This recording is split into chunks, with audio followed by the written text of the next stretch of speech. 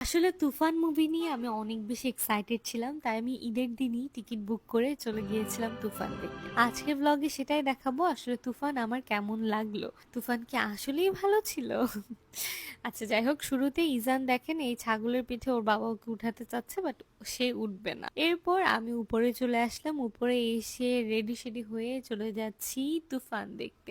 আমি, নাহিদ, আমার ছোট বোন, আমরা তিনজনই খুবই এক্সাইটেড ছিলাম, বাট আমরা এক্সপেক্ট করি নাই ঈদের দিন এত বেশি মানুষ মানে তুফান দেখবে, মুভি দেখবে। কারণ চিটাগং এর মানুষ আসলে একটু কনজারভেটিভ, তারা যে আসলে ঈদের দিন কোরবানটা দিয়েই মানে মুভি দেখতে দৌড় মারবে, এটা আসলে আনএক্সপেক্টেড ছিল। অ্যান্ড দেখেন এত পরিমাণ মানুষ বাংলা সিনেমাকে ভালোবাসা দিচ্ছে, ওইটা দেখেও আমার অনেক হ্যাপি লাগছিল। অ্যান্ড এর চেয়েও বড় কথা, মানে রায়হান রাফি ভাইয়া আসলে দেখাই দিছে যে সাকিব খানের মতো একটা মেগা স্টারকে দিয়ে আরো ভালো কাজ করানো যায়। মানে বাংলাদেশের মুভি হইতে হবে এরকম, যাতে এত ভিড় হয়, এত ভিড় হয়।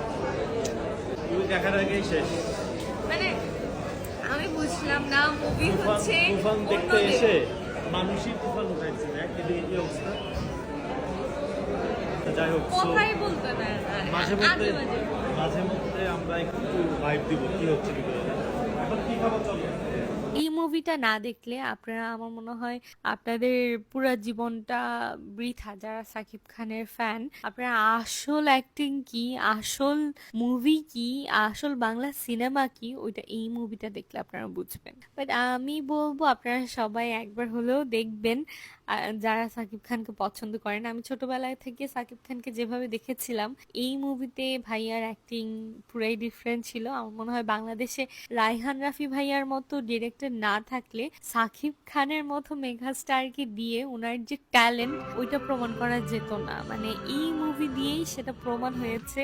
আনএক্সপেক্টেডলি এত ভালো ছিল, এত ভালো ছিল, মানে এক্সপেক্টেডই ছিল। আমি আমি জানতাম যে ভালো হবে, বাট ওই যে কপির কথা শুনেছিলাম, সবাই বলছিল কপি হইছে, কপি হইছে, বাট না ব্রো, তুমি দেখো, তোমরা দেখো, তোমরা বুঝবা কি কপি হইছে আর কি কপি হয় নাই। যেহেতু মুভি বলার আমার কোনো অধিকার নেই, আমি শুধু এতটুকুই বলবো, বাংলা সিনেমা অনুযায়ী বেস্ট একটা সিনেমা রায়হান রাফি ভাইয়া বা সাকিব খান ভাইয়া আমাদেরকে দিয়েছে। বাংলা সিনেমা অনুযায়ী দেখবেন, যারা দেখতে চাচ্ছেন মিস করবেন না। খুবই অন্য লেভেলের একটা মুভি। আর আমার মনে হয় সাকিব খানের মতো আরো যে ট্যালেন্টেড আর্টিস্টরা আছে বাংলাদেশে, তাদেরকে নিয়েও রায়হান রাফি ভাইয়ার কাজ করা উচিত, সবাইকে নিয়েই কাজ করা উচিত। বাট সবার প্রথমে পরিমণি আপু, ওনাকে আমার জোস লাগে। আমার মনে হয় পরিমণি আপু, সিয়াম ভাইয়া, আরফিন শুভ ভাইয়া, ওনাদেরকে দিয়ে যত মুভি করা হয়েছে, রায়হান রাফি ভাইয়া যদি মুভি ওনাদেরকে দিয়ে করায় আরো জোস হবে। মানে অনেক সুন্দর হবে, যেহেতু সাকিব খান ভাইয়ার মুভিটা এত বেশি সুন্দর হয়েছে। মাশাল্লাহ, মাশাল্লাহ, সুন্দর হয়েছে, অনেক ভালো ছিল অ্যাক্টিং। বাংলা সিনেমার এই ইন্ডাস্ট্রিতে বেস্ট একটা মুভি আপনারা পাবেন। সো থ্যাঙ্কস ফর ওয়াচিং, ইনশাল্লাহ নেক্সট ভিডিওতে আবার দেখা হবে। আল্লাহ হাফিজ।